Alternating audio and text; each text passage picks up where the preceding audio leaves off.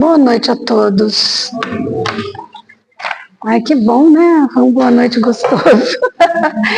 Nós vamos dar continuidade, né, ao nosso trabalho de leitura comentada e desse livro maravilhoso que é o Autodescobrimento, psicografado pelo Divaldo, né, Joana de Ângeles. Bom, o capítulo de hoje vai falar muito das emoções, dos valores, do que a gente precisa conquistar para ter uma alma, né, uma alma saudável, com saúde. Porque assim como a gente se preocupa com o corpo, né, quando precisa vai no médico, ou faz algumas coisas de preventivo para se manter, a alma também precisa das mesmas coisas. Então, o que é que a gente precisa fazer para manter a alma saudável? E, aliás, como é que a gente sabe que a alma está saudável? Né? Porque às vezes a gente se esforça e não sabe muito bem se ela está saudável, se não está. Então, qual é o nosso parâmetro? E vocês têm alguma ideia? Uma resposta para isso? Eu acho que... a gente sabe quando a nossa alma está saudável, quando a gente está feliz. Boa. A palavra feliz também ela é bem subjetiva, bem ampla, e cabe nela também em paz, equilíbrio, né? Quando você percebe que as coisas que vêm de fora, que vêm do entorno, não te aborrece tanto mais como antes. Então, todas essas coisas, fala, nossa, estou conseguindo manter saudável minha alma. Então, é isso que ele vai trabalhar o nosso pensamento hoje. E o título é interessante que a Joana, ela usa a palavra, ela é sofisticada, né? Ela usa uns termos que eu tive até aqui no dicionário, porque olha aqui, sicários da alma. Nunca ouvi falar em sicários. Mas sicários quer dizer malfeitor. Malfeitor, ou pode ser uma coisa cruel, pessoas que te humilham, coisas ruins mesmo, né? Judiadores. Nós judiamos, né, da nossa alma. Então, são os sicários da alma. E para isso, ele vai falar do passado, das incertezas, do descobrimento de si mesmo. Então, falando do passado, todos nós temos um passado, obviamente. Né? Se já nascemos, um mês depois já é um passado. E olha que a nossa história, a minha pelo menos, é bem longa. Então, o nosso passado é importante que a gente o reconheça. É importante que a gente tenha com ele uma lembrança. Mas não podemos nos prender a ele. Saber que ele é passado, ou seja, já foi. Mesmo porque, a gente queira ou não, o nosso passado vai ficar na nossa memória. Tem muita gente que fala assim, eu queria tanto esquecer, mas aí vou dar uma notícia para essa pessoa que ela não vai gostar. Porque a gente não vai esquecer. A gente não vai esquecer nada. E sabe por quê? Porque nós temos uma memória, que é que nem um computador, ele registra tudo e lá fica. Sempre, para sempre. Na verdade, o que pode mudar é que nem antigamente, vocês lembram aquelas fitas cassete? que a gente tinha uma música, alguma coisa, a gente gravava alguma coisa em cima daquela, então a gente aproveitava aquela fita cassete para ouvir coisas novas, mas a fita cassete é a mesma. Então, a nossa memória não permite esquecer. O que a gente tem que fazer é fazer com que aquela memória não te perturbe mais. Ou a gente chama de ressignificar, né? Ressignificar aquele evento, aquela informação. Mas vamos lá no nosso comentário, na nossa leitura. Digo, habitualmente, a pessoa que se equivocou no passado diz assim, que faz uma consciência de culpa, afligindo-se e perturbando-se. Normalmente é isso. Então, a pessoa que se equivocou, que fez algo errado, que fez algo de forma ingênua, que fez algo que não sabia fazer melhor, mas que aquilo, na sua consciência, faz com que ela se sinta culpada. E é isso que a gente tem que considerar, que se está no passado, eu tenho que rever para não sentir essa culpa. Veja bem, existem coisas que a gente faz com intenção. Então, se você diz assim, mas você tinha intenção de fazer isso? Não tinha. Quando eu vi, eu estava envolvida. Quando eu percebi, eu já estava, de alguma forma, fazendo aquele comportamento.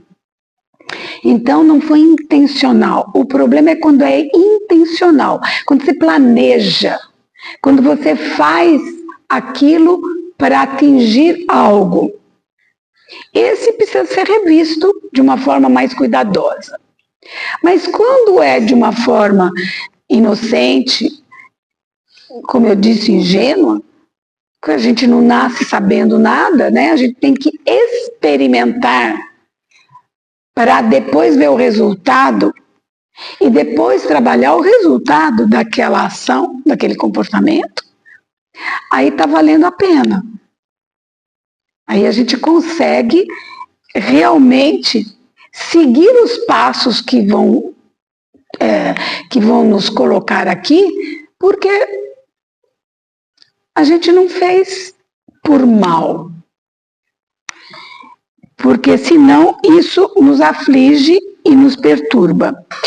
O passado já aconteceu e os seus alicerces não podem ser ignorados, nem evitados. Cabe a cada um diluí-los e erradicá-los. Diluí-los, no sentido de diluir mesmo. A palavra erradicar aqui não é no sentido de esquecer, mas tirar ele da frente. Né? Outra coisa, uma análise tranquila das ocorrências infelizes desperta a consciência. Então, o que a gente precisa fazer? Uma análise dos comportamentos das ações infelizes. Não tem outro jeito.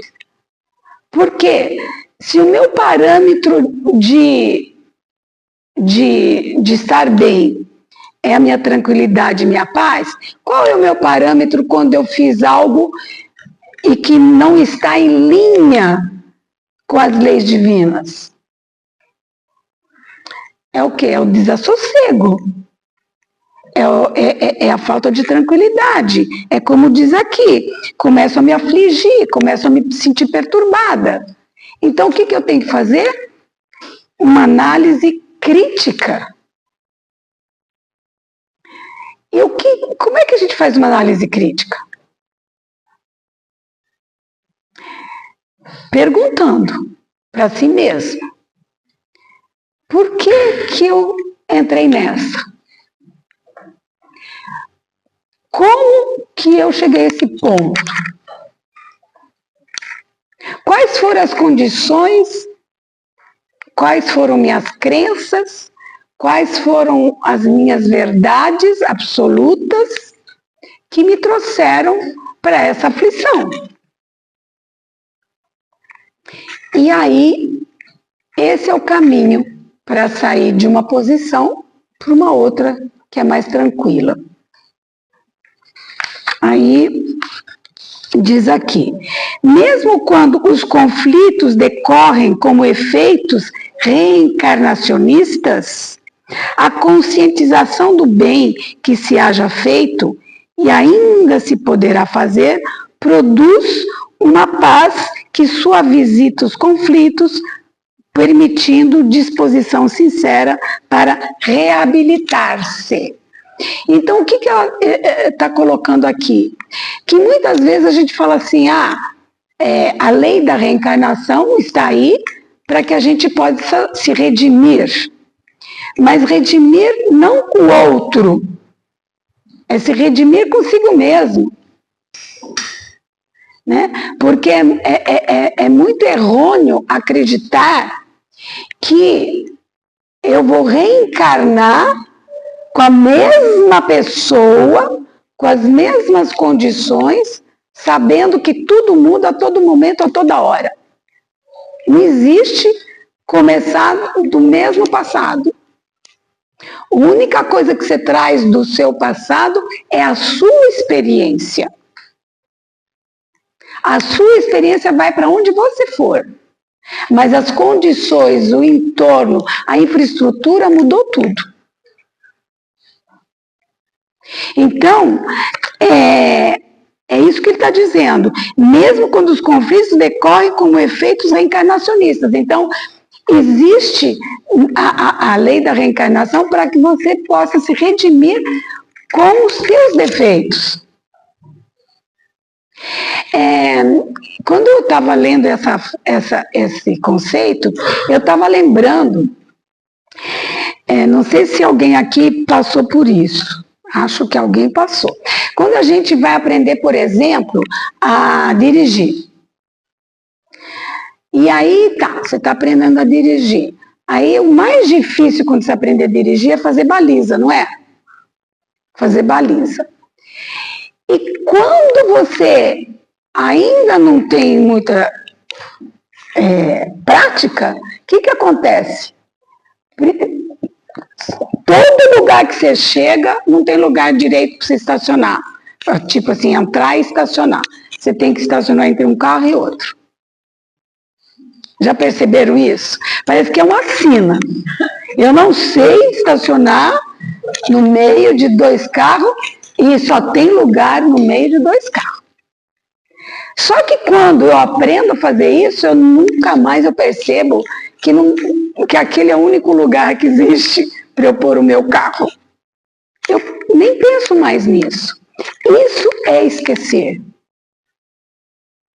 Né? É você não focar mais no problema, na dificuldade.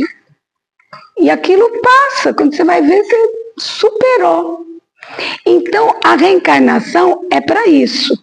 Então, diz aqui, além dos problemas que você vai ter que se rever nessa condição de reencarnação, tem também o do dia a dia, que são condições que te levam a uma disposição melhor cada vez. Porque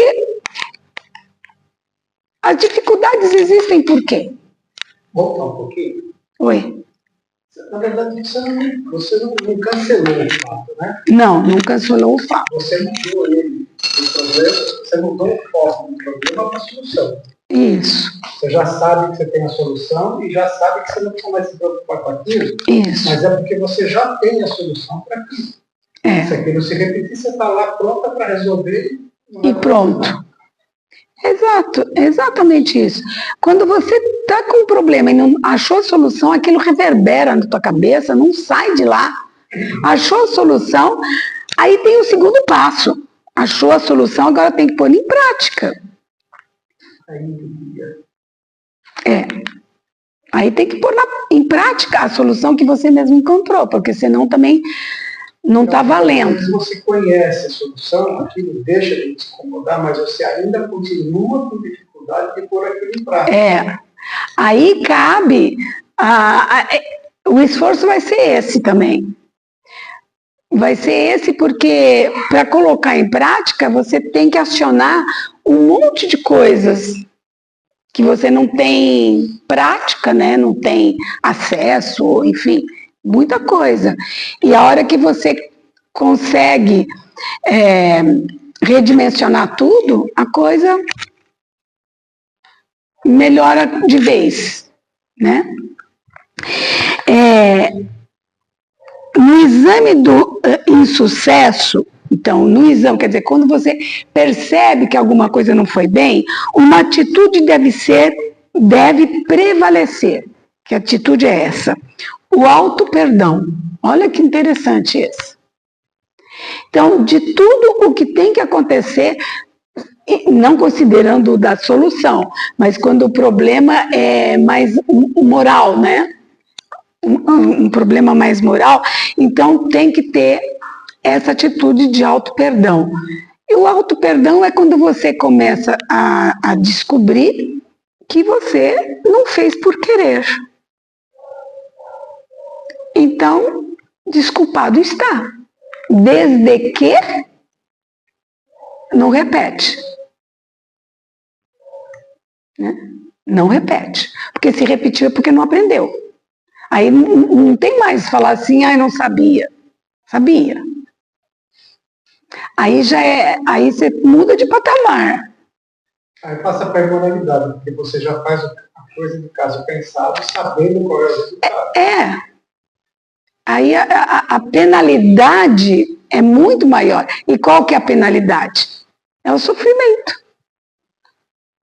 Né? Então diz assim, o auto-perdão é uma necessidade para suavizar a culpa, o que não implica em acreditar haver agido corretamente ou justificar a ação infeliz. Está dizendo aqui, não adianta você achar que você agiu corretamente. Mas eu agi direito. Mas tem a lei da ação e reação. Como é que você agiu direito? Então não fica achando que não. Sabe aquele cabeça dura? Que não consegue ver o outro lado? Então, não.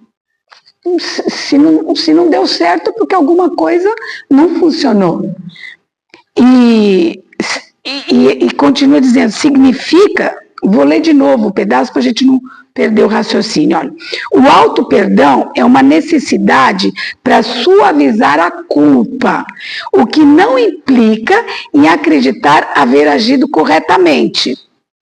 Significa dar-se oportunidade de crescimento interior, de reparação dos prejuízos, aceitar as próprias estruturas que deverão ser fortalecidas.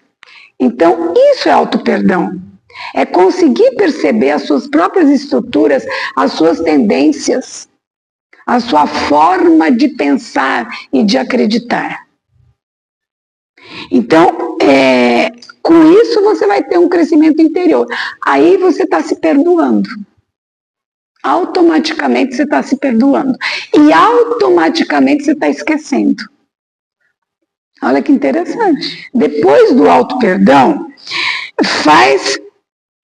muito importante trabalhar a culpa, corrigindo os ressentimentos, caso se haja sido vítima ou algoz. Quer dizer, ou você provocou, ou você foi vítima de algum acontecimento. Mas nesses dois fatores, você precisa inadiavelmente trabalhar essa culpa. Porque medo e culpa são dois sentimentos muito importantes, que delas geram todos os outros sentimentos. Eles são os pilares dos sentimentos que nos fazem mal, medo e culpa. Então a culpa é como se você fosse assim, vaidoso. Porque se você se sente tão vaidoso, tão dono de si, é capaz de você se culpar, inclusive. porque você não está nem aí com as consequências. Aí você se sente culpado. Quer ver que ele fala aqui? Na primeira situação, considera-se que as circunstâncias estão fomentando os acontecimentos. E aí você altera, mas muito diferente, portanto, exigindo um novo comportamento. Bom, tudo isso para dizer que a gente precisa mudar o comportamento em qualquer das duas situações, ou culpa ou medo, porque você tem que fazer o seu auto-perdão. A simples mudança mental propicia uma visão diversa do fato. Então, quando você tem uma mudança mental, a palavra-chave aqui, o que é uma mudança mental? É fácil ter uma mudança mental? Olha, é bem difícil. É bem difícil.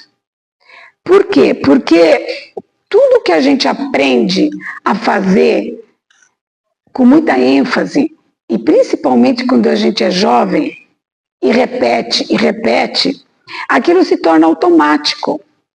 Você não pensa mais. Então, se você não pensa, você não tem uma mudança mental. Você não tem chance de fazer uma mudança mental. Porque quando você vê, você já fez. E nem pensa por que fez, deixou de fazer. Eu acho que todos nós que estamos ouvindo aqui as palavras desse livro, estamos pensando em alguma coisa. E de si mesmo, então? Alguém quer falar do que está pensando? De uma culpa ou de um medo que tenha? Não? Então tá. Então tá, é segredinho, fica segredinho. Fica o segredinho aí. Não, bom,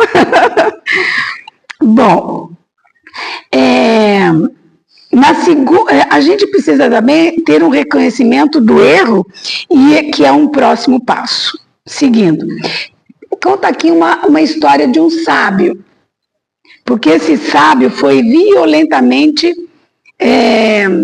xingado por um outro na rua, e aí, a hora que um parou de brigar, de discutir com esse sábio, disse assim, o sábio disse para o homem, né? Infelizmente, não tenho tempo para analisar quem atropelou quem. No entanto, se foi o senhor que se chocou contra mim, eu peço desculpa. Se foi o contrário, peço desculpas também. Essa é a história. Então, tem lá um bate-boca entre duas pessoas, ou na rua, um atropelou o outro, um bateu o outro, sei lá o que é. Se fui eu, você me desculpa. Agora, se foi você, também me desculpe, mas vamos parar com isso e vamos seguir a vida. E aí, isso seria ideal que a vítima compreendesse a situação e desculpasse o agressor. Porém, se isso não ocorre, não é de importância capital. Então, se você pede desculpa, quer parar com aquela discussão, porque não vai levar a lugar nenhum, e o outro não entende, o que a gente vai fazer? Cabe ao outro ficar lá com a raiva dele. Não é? Mas você fez a tua parte, que é dar um basta, né? Um ponto final naquela situação, que não vai levar a lugar nenhum. Isso entre casal, entre amigos, entre qualquer coisa, principalmente entre política, né? Qualquer situação que você se fale, você percebe que... Porque uma conversa saudável é quando você... Respeita a opinião do outro. Respeita e aprende alguma coisa. Também você não vai ficar ouvindo e fica por isso mesmo. Mas o outro está explicando alguma coisa, um ponto de vista dele. E você está argumentando o seu ponto de vista. Aí tudo bem, está valendo. Porque os dois, de repente, podem parar e pensar. Por que ele pensa assim? Por que é desse jeito? aí você está crescendo. Você está fazendo alguma coisa. Isso que é a mudança mental.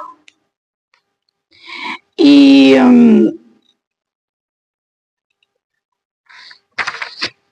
muitas vezes a gente tem conhecimento e não... porque às vezes a gente tem o conhecimento numa discussão, mas não tem reservas, ele até usa essa palavra, reservas morais. Olha que interessante, né? Porque as reservas morais são exatamente aquela base, a linha do limite de uma discussão. Quando você tem isso, a coisa flui, quer dizer, os dois passam a se respeitar. Porque o respeito não é se calar, é ficar quieto. Não quero nem saber. Não, o respeito deixa eu entender o que você está querendo dizer. Então daqui a pouco deixa eu amadurecer essa tua ideia e ver se cabe na minha ideia. E tudo isso faz crescer.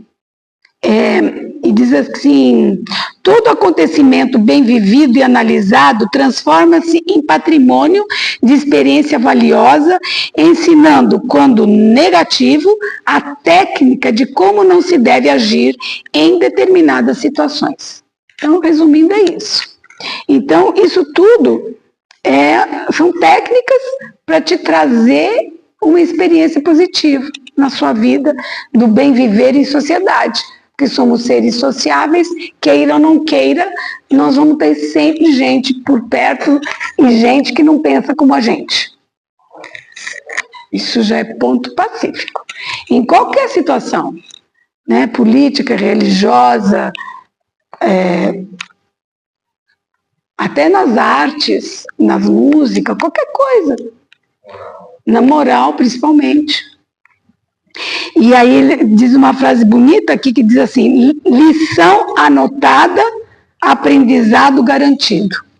Olha que bonito, né? Fechando o raciocínio. Lição anotada, aprendizado garantido. Quer dizer, anotado, uma lição tem que ser anotada, ela não pode ser despercebida, passar desapercebido. Isso leva tempo, isso gasta a nossa energia. Gasta a nossa energia, porque a lei do menor esforço está sempre querendo vencer. Ah, não quero falar, não quero ouvir, não quero dizer, não quero entender, porque querer entender é difícil. Então, quase um ano para entender o que é uma boda. Como é que chama lá? Que é uma inteligência. Agora eu sei que é uma inteligência. O quê? É mônada. A mônada? Demorei um tempão para entender. Aí, uma tradução no livro mesmo atrás, está escrito que é uma inteligência. Aí o Arnaldo falou, é uma inteligência, mesmo que seja primária, é uma inteligência. Olha só que coisa simples. Simples assim. Mas demorou muito tempo. Uma hora cai a ficha, né? Para os conceitos, principalmente, né? Quando a gente tem um princípio, um conceito, a gente tem que entender. Porque é pelas palavras, né? Aliás, como diz Allan Kardec, vós não vos entendeis pelas palavras. Eu uso isso muito, porque, de fato, uma palavra para mim significa uma coisa, para o outro significa outra. Então, é muito importante, às vezes, numa conversa, dizer assim, você entendeu o que eu quis dizer? Isso é importante nessa técnica aqui que ele está falando. Você entendeu o que eu quis dizer? Ah, entendi, você quis dizer isso. Não, não é isso que eu quis dizer. Então, porque às vezes, no calor da discussão, na conversa, a gente quer só falar. E a gente não quer saber o que o outro ouviu, que o outro entendeu, porque leva tempo, gasta energia. Mas é isso, quer crescer, tem que fazer isso. Então, lição anotada, aprendizado garantido, né? Então, esse comportamento se tornará habitual, se você fizer isso, gastar essa energia para isso, passando a integrar a personalidade, que vai ficar mais harmônica.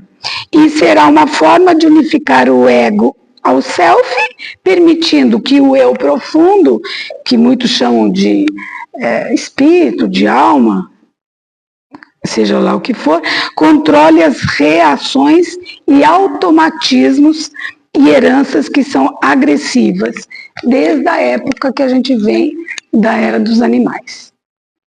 Então, nós temos que nos burilar mesmo, né? Porque, na verdade, existe uma coisa que é inevitável. Nós todos vamos crescer. Queira ou não queira. Aliás, nós estamos na vida para crescer. Então, se existe uma fatalidade no mundo, porque a gente sempre fala não existe fatalismo, mas se existe fatalismo é esse. Você vai crescer. Você vai evoluir. Você vai entender o que é a vida. Você vai se tornar sociável. Você vai ter paz. Você vai, queira você ou não. Ou pelo amor ou pela dor, como diz na doutrina. Então é fatal, você vai. Então, ou você se ajuda e se integra nessa lei de que você vai ter que crescer. Diminui o seu caminho, né? Diminui o caminho, faz o caminho ser mais fácil, seja o que, né, nesse sentido. Ou então, você vai patinar e aguentar os resultados que você já conhece. Né? Porque a ação automatizada é resultado automatizado também. Ou não é? A mesma ação, a mesma reação. Então, se eu já sei o que me faz sofrer, o que me desequilibra, aí agora ele vai falar do futuro. Falou do passado, do futuro, incerteza do futuro. Ninguém se pode evadir, né, do processo de crescimento interior. E esse imperativo da evolução apresenta-se com dúvidas a respeito de como enfrentá-lo e o que fazer enquanto aguarda. Então, está aqui. Imperativo, é imposto. Todo ser humano vai crescer. Agora, até chegar lá, o que eu tenho que fazer? Aí diz assim, quando se deseja realmente fazer algo, estabelece-se... Ai, que lindo isso! Quando a gente quer realmente fazer algo, estabelece-se horário e define-se ocasião. Por que eu tenho que falar? Olha, amanhã às 8 horas, amanhã, terça-feira, às 8 horas, eu quero encontrar com você. Por que a gente estabelece isso? Por que a gente tem que ter uma agenda? Olha a resposta. Essa ordem registrada no subconsciente faculta que se consume o programa estabelecido. Se consome, quer dizer, acontece. Quando não se deseja inconscientemente fazê-lo, aí você diz assim, um dia a gente se encontra, a gente toma um cafezinho, né? Na primeira oportunidade, a gente, aparece lá em casa, né? Esse dia e essa oportunidade não existirão, porque você não pôs na agenda. Você não fez acontecer. Ficou tudo assim, ao léu. Isso é com tudo na nossa vida. Se você não põe, eu vou fazer isso, você não faz. Não acontece. Porque você deixou as influências do entorno te dominarem. diante de vários compromissos indefinidos, os rumos se confundem e a capacidade psíquica de discernimento perde a escala de valores. Então, eu tenho que ter uma escala, aqui está falando de valores, que é mais importante do que uma escala de prioridades. Eu preciso amanhã fazer isso, né? É prioridade. Eu não posso, eu tenho que passar no banco, eu tenho que ligar para tal pessoa, eu preciso encontrar.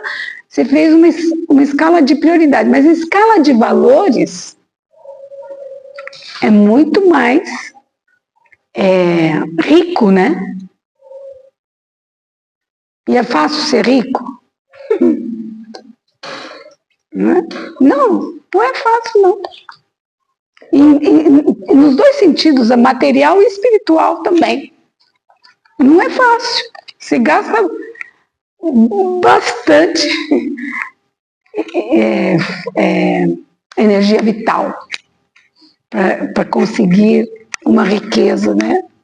Então, os valores são esses. Então, a gente precisa colocar um valor, por exemplo, discernimento, preciso ter mais discernimento. É batata, no dia seguinte alguma coisa acontece que você tem que exercitar aquilo. Tem que ter paciência.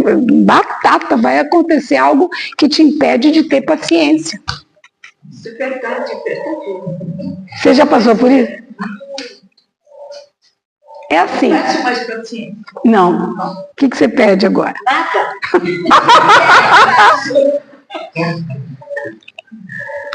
Então não tem nada na tua agenda? Não, minha agenda tem muitas coisas, mas paciência não tem. Se você consegue outras, a paciência aparece por si só. Você pede paciência, deu um monte de problema para você ter paciência. Então aí... Olha, sabe o que eu estou pedindo atualmente? Gente do céu. Nunca pensei que eu fosse pedir isso. Mas eu estou pedindo para ter rotina. Eu quero muito uma rotina. Porque assim, a gente vive querendo, porque a disciplina, a rotina ajuda muito a gente gastar menos energia, claro, né? Então, em vez de você ir por aqui, você vai reto, você gasta menos energia. Mas o momento atual é tão tumultuado e é tão maluco tudo que você não consegue ter uma rotina. E parece que a gente precisa começar a aprender a viver o presente, porque aqui está falando do passado e do futuro, mas nós vamos ver que o presente é tão importante para o nosso futuro. E esse presente vai ter que ter rotina ou não? Eu vou deixar essa pergunta para nós. Mas com rotina é muito mais fácil. Claro. É muito mais tranquilo. Claro.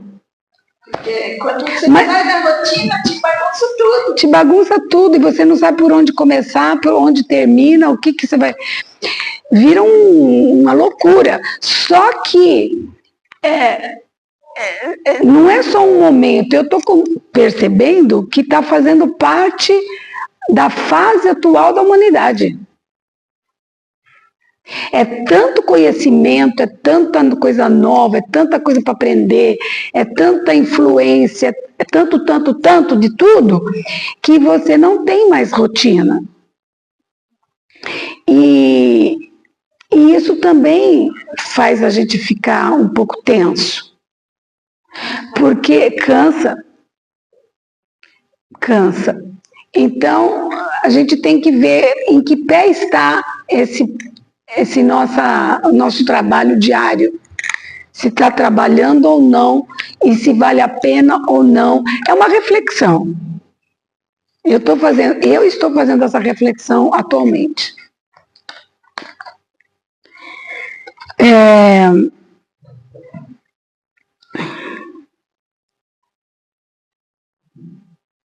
E tem outra historinha aqui de um mestre, não é mais um sábio, é um mestre.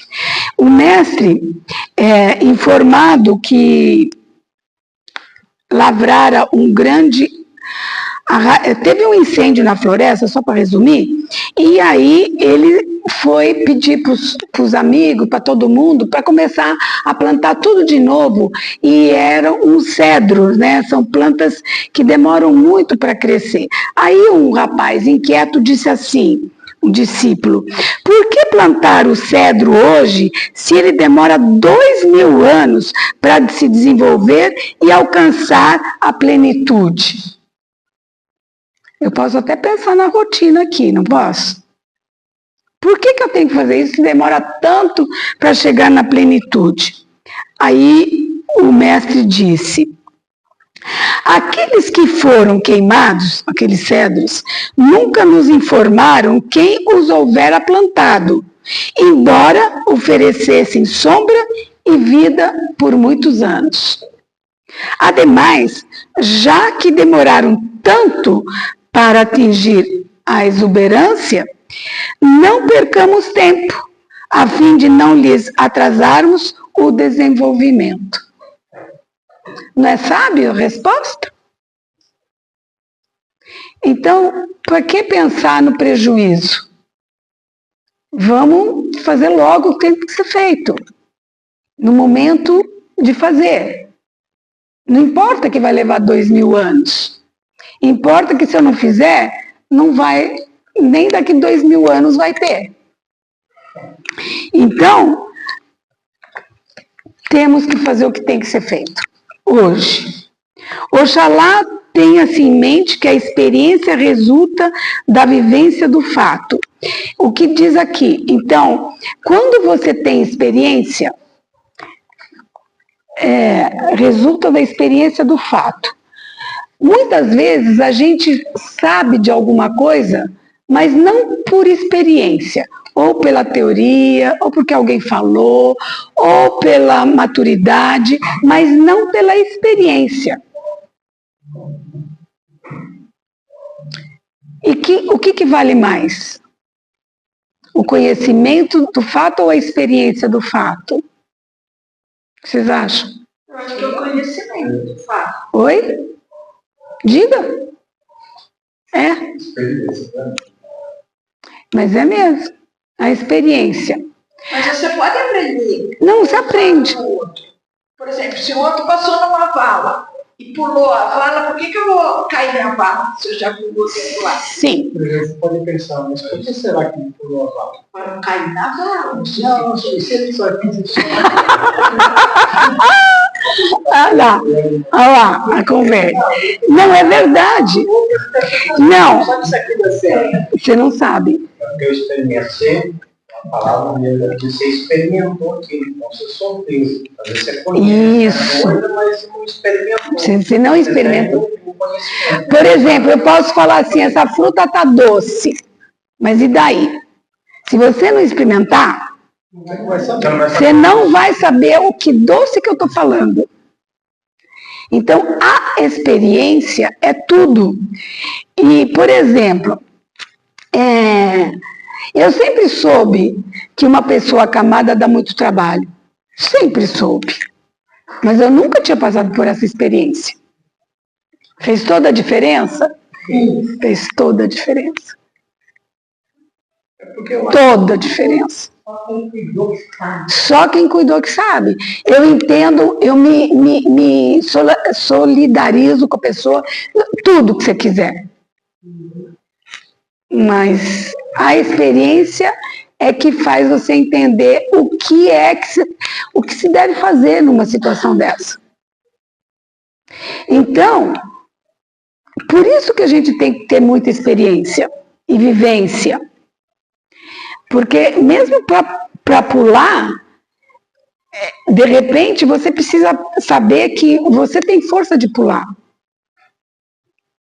Porque não é só cair ou não cair, mas eu tenho capacidade de pular ou não tenho? Se eu não tenho, eu vou cair, mas se eu tenho, como é que eu vou saber? Eu tenho que pular também. Você tem a perna atrás, andar, pular, cair. Eu tenho medo.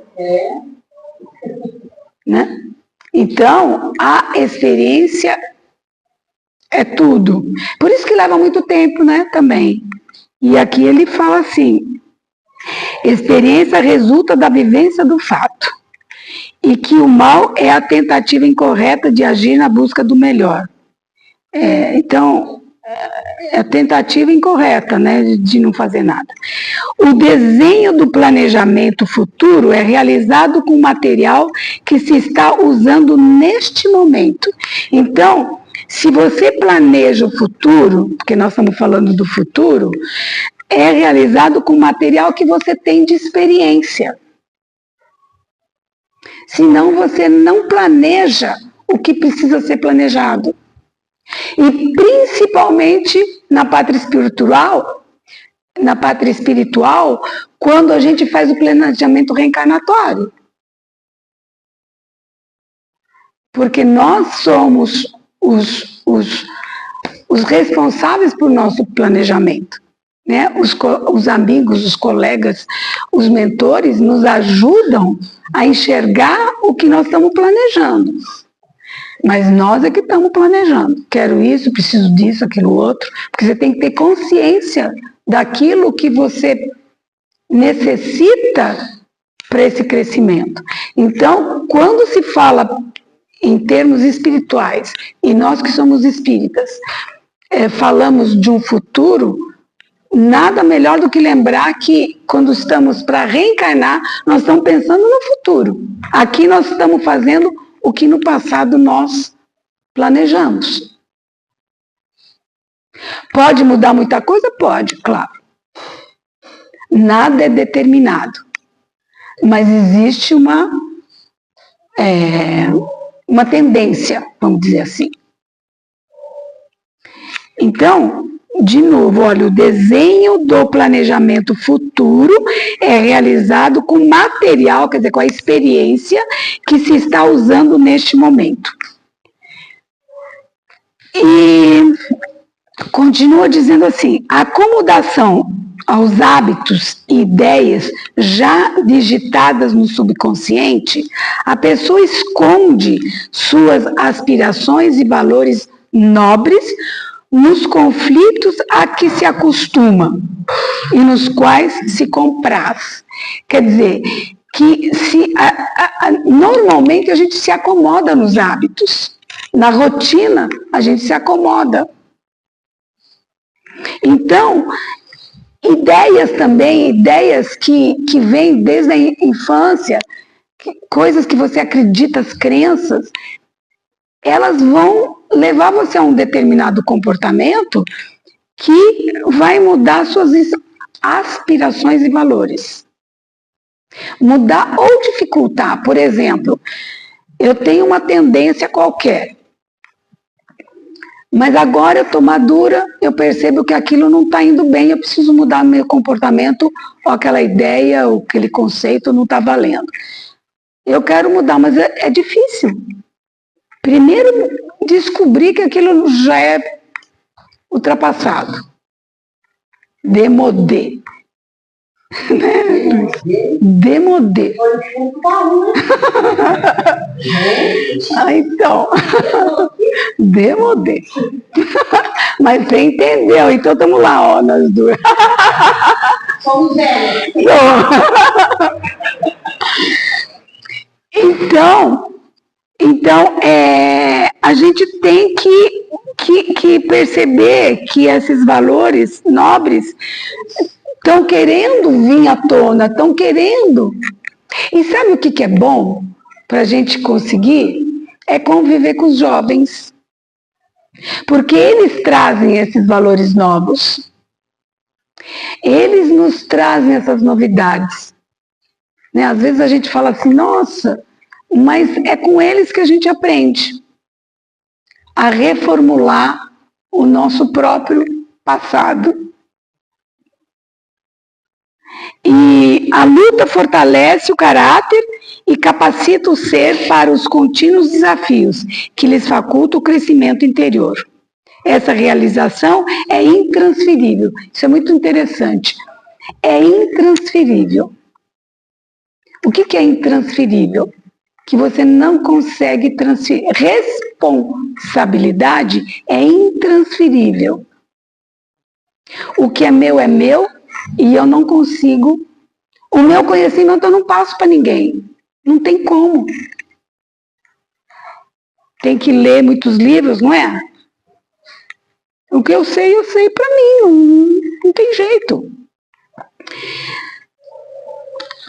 Então, essa realização é intransferível, como a sabedoria que se aprende, mas não se doa. Olha, a sabedoria é essa. Você aprende, mas você não doa. Depois que você aprendeu, é teu. Assim como qualquer coisa. É por isso que a gente ganha medalha, né? A gente vai na escola, faz uma prova, consegue, passa em primeiro lugar, sei lá, ganha uma medalha. Medalha é tua. Não tem como transferir. Você se esforçou para ganhar aquela medalha. Então, ou você consegue, ou ninguém pode conseguir por você. E daí, terminando o passado e o futuro, ele entra aqui com descobrimento de si mesmo, porque é a partir disso que você ganha essa medalha. Você tem que se autodescobrir. Você tem que estar preparado para a prova. Aliás, essa palavra prova tem que tomar muito cuidado com o conceito prova dentro do espiritismo. O que é prova?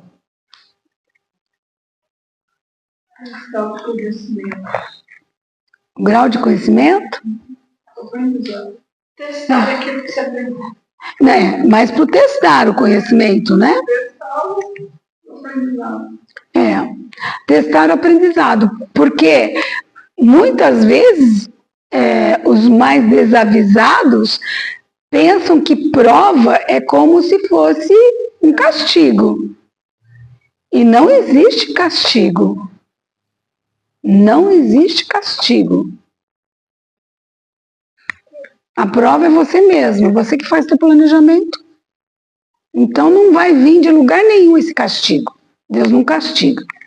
Tem leis, se você não anda conforme as leis, vai ter as consequências naturais da coisa, mas não é castigo. Então, quando se fala em prova, significa que vai existir um momento que você vai ter que dar o testemunho de que você aprendeu.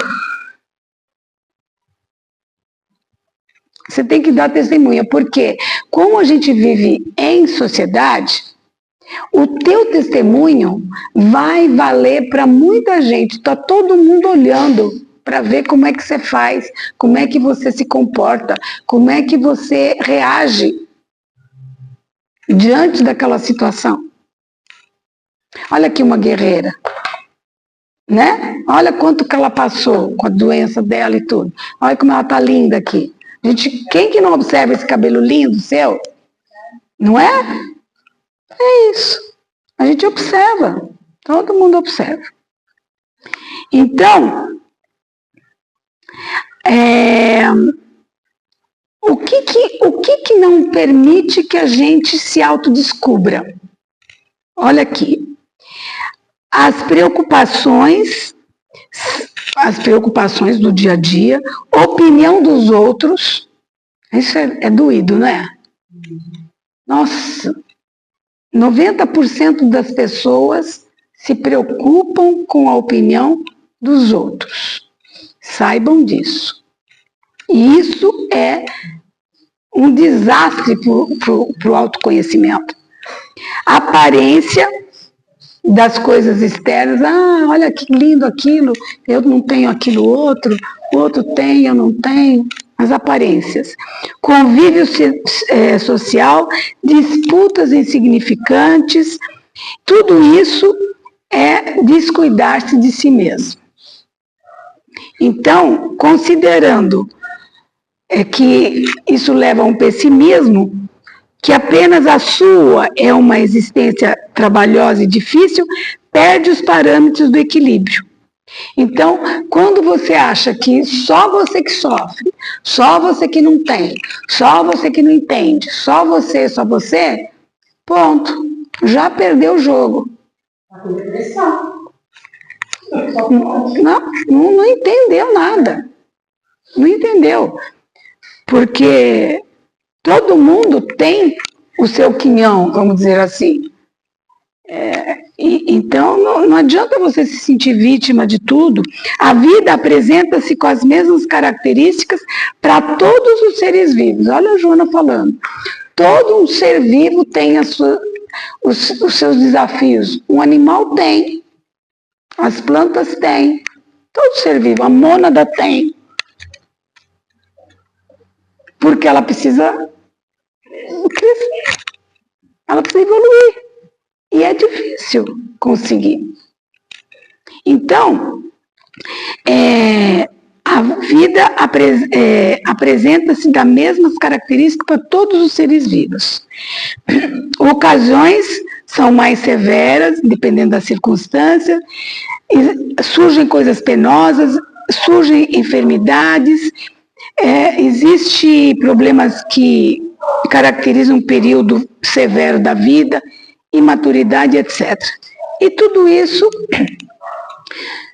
é do ser humano.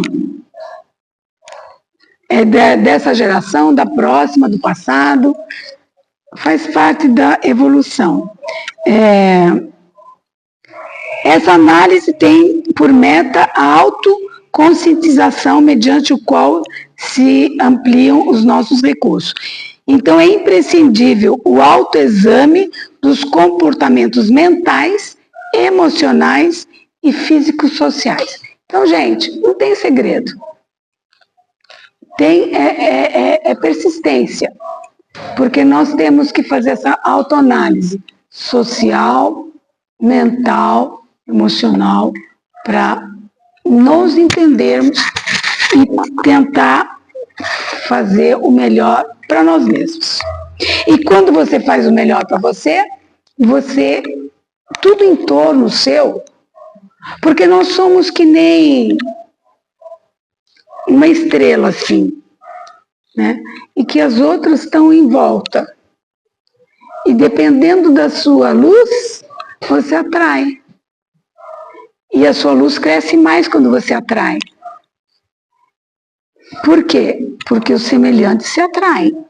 Então, você fazendo esforço, você já está ajudando muita gente. Porque você serve de exemplo, de modelo. Que é por isso que a gente vive em sociedade. Então, eu termino aqui. Deixa eu ver se tem uma frase bem bonita. O exercício do bem pensar, eliminando ideias perniciosas e cada vez interrogando-se mais a respeito de quem se é. Então é isso.